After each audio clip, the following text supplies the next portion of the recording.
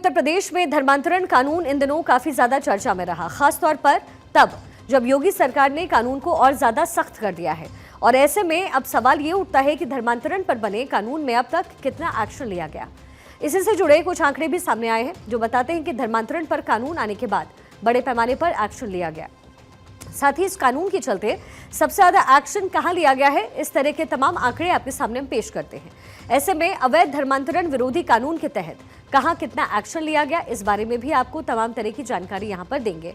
अब देखिए, जो आंकड़े अब हम आपको दिखाएंगे, ये जो आंकड़े आप इस समय देख रहे हैं, ये 31 जुलाई 2024 तक के हैं। 31 जुलाई 2024 तक का ये आंकड़ा, अवैध धर्मांतरण के कुल 835 केसेस दर्ज अब तक किए जा चुके हैं। कानून के तहत 1682 लोगों को अब तक गिरफ्त में लिया गया है धर्मांतरण के मामले में।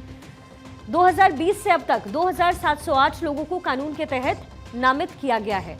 तो बड़ी ठोस तरीके से कार्रवाई उत्तर प्रदेश में इस समय धर्मांतरण को लेकर के चल रही है। इसके साथ ही ये जानकारी भी सामने आई है कि अवैध धर्मांतरण को लेकर के सबसे ज्यादा मामले कहां देखे गए। अवैध धर्मांतरण के केस में गाजियाबाद, अंबेडकर नगर, भदोही, सहारनपुर, शाहजहांपुर में और इन तमाम जिलों में सबसे ज्यादा मामले सामने आए हैं। वहीं पुलिस अब तक लगभग 98% यानी कि 818 केसेस में, यानी ये बाकी के आंकड़ों के हिसाब से है, उसमें चार्जशीट फाइल कर चुकी है, जबकि इस मामले में 17 केसेस अभी भी पेंडिंग हैं।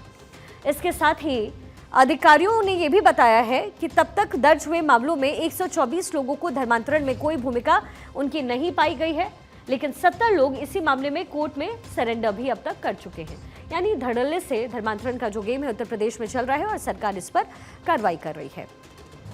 दरअसल हाल ही में योगी सरकार ने उत्तर प्रदेश में लागू धर्मांतरण कानून को और भी सख्त किया है और इसमें सजा के प्रावधान को प्रदेश सरकार ने और कड़ा किया। ऐसे में पहले के मुकाबले अब धर्म परिवर्तन के केस में किस तरह की सजा का प्रावधान है, ये भी आपको समझा देते हैं। धर्म परिवर्तन और धोखे से शादी करने पर जहां पहले जो है 1 से 5 साल तक की सजा होती थी और 15,000 रुपए का जुर्माना मात्र लगता था, लेकिन अब ये कानून बदला जा चुका है और अब 3 से 10 साल की जेल और 25,000 रुपए का जुर्माना होगा अगर धर्म परिवर्तन करवाया जाए या धोखे से शादी हो।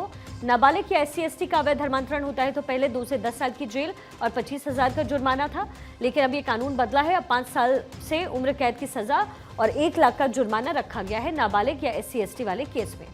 अवैध तरीके से अगर सामूहिक धर्मांतरण होता है, अगर ये भी होता है, तो इसमें पहले 3 से 10 साल की जेल और 50,000 का जुर्माना लगता था, लेकिन कानून यहाँ पे भी बदला गया है और कानून को बदल करके 7 साल से उम्र कैद की सजा और 1,000 का जुर्माना अब सरकार की तरफ से कर दिया गया है। यानी कानून में बदलाव हुआ है। इसी तरीके से विदेशों से धर्मांतरण के लिए फंडिंग पर भी उम्र कैद की सजा और 10 लाख तक की जुर्माने का प्रावधान किया गया। यानी कुल मिलाकर के देखा जाए तो उत्तर प्रदेश के अंदर लव जिहाद कानून को सख्त किया गया और अब सामने आए आंकड़े भी बताते हैं कि लव जिहाद को लेकर बनाया गया कानून कितना उपयोगी साबित हुआ है।